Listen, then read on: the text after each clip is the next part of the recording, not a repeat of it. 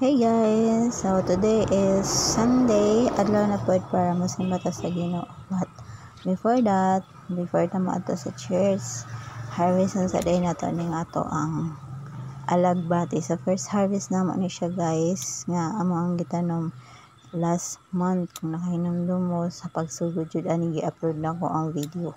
And now, thank you Lord, mao na gyud ni siya. Naka-harvest ta sa ato ang tinanom. So kay first harvest man, so batasanon jud nato nga ihalad jud ang ato ang first harvest kaya sa Ginoo. Si uli jud nato na sa Ginoo, kay siya man ang tag-iya aning tanan, siya nagpatubo, siya nagbuhi ani. So kung wala ay Ginoo, so dili mabuhi ning mga tanungan ni. So kita igo lang gyud ta mo lihok no. And thank you pud kay sa Ginoo sa kusog nga iyahang gihatag. So mao ni nga nakabuhat ta ani nga garden, nakatanom ta, and karon naka-harvest na gyud ta. Salamat sa Ginoo sa iyang pagpatubo, ug salamat sa Ginoo sa kusog nga iyahang gihatag para buhat namo ni siya nga garden. So muna ni siya karon guys, naka-harvest na gyud ta.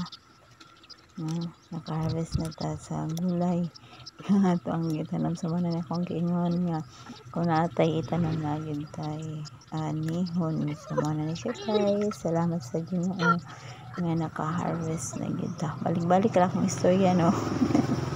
So bitaw, muna ni siya magibuhat karong adlaw.